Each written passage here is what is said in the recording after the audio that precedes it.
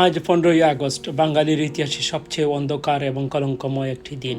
1975 সালের এই দিনে আমরা হারিয়েছি আমাদের মহান জাতির পিতা বঙ্গবন্ধু শেখ মুজিবুর রহমানকে। সেই দিন ধানমন্ডির 32 নম্বরের বাড়িতে ঘাতকদের বুলেটে শুধু একটি প্রাণ কেড়ে নেয়নি, তারা স্তব্ধ করে দিতে চেয়েছিল একটি স্বাধীন দেশের স্বপ্নকে।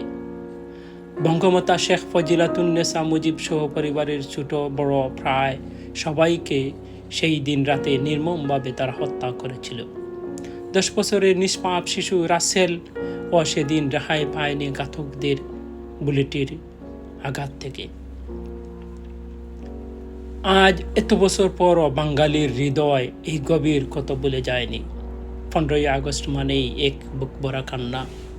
তবে এই শোক শুধু খাদার জন্য নয়, এই শোক আমাদের শক্তিতে রূপান্তরের দিন। বঙ্গবন্ধুর সোনার বাংলার যে স্বপ্ন অসমাপ্ত রয়েছে, তা পূরণ করার দায়িত্ব এখন আমাদের দেশবাসীর সবার। শেষ কথা এবং আহ্বান আপনাদের প্রতি, আসুন আজ আমরা সবাই মিলে শপথ নেই, হিংসা আর অন্যায়কে দূরে সরিয়ে দেশের কল্যাণে এক হয়ে কাজ করব। তবেই পূর্ণ হবে আমাদের শহীদদের আত্মত্যাগ।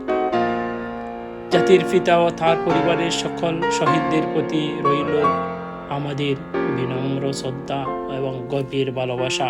তার সাথে সাথে বঙ্গবন্ধু কন্যা শেখ হাসিনা এবং শেখ রেহানার জন্য রইল অসংখ্য দোয়া এবং তাদের দীর্ঘ জীবন। সেই প্রত্যাশায় বিদায় নিচ্ছি।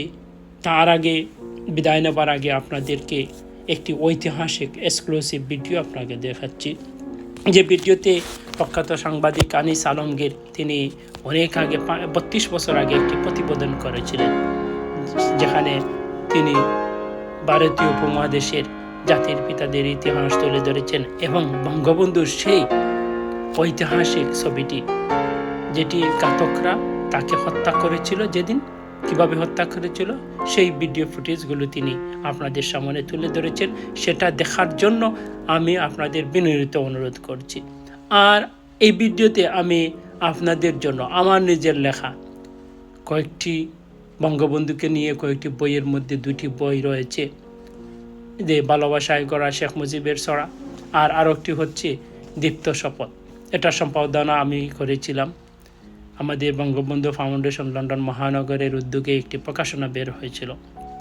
এই দুটো দিয়ে এটাই বলতে চাই, আমরা দীপ্ত শপথ নিতে চাই এবং আবারও বঙ্গবন্ধু বাংলায় জয় বাংলা স্লোগানে মুখরিত হবে, সেই আশা ও প্রত্যাশা রেখে এখানেই বিদায় নিচ্ছি। জয় বাংলা, জয় বঙ্গবন্ধু। আসসালামু আলাইকুম। এই অঞ্চলের রাষ্ট্রগুলোর জাতির পিতারা নিহত হয়েছেন সবাই নির্মমভাবে। 1936 সাল পর্যন্ত বার্মা ছিল এই উপমহাদেশের অংশ। বার্মা জাতির পিতা অং সানকে তার 6 মন্ত্রী সহ হত্যা করে সে দেশের সামরিক জান্তা। ভারতের জাতির পিতা মহাত্মা গান্ধীকে হত্যা করে সে দেশের সাম্প্রদায়িক শক্তি। পাকিস্তানের জাতির পিতা মোহাম্মদ আলী জিন্নাকেও অনেকটা ষড়যন্ত্রমূলকভাবে হত্যা করা হয়।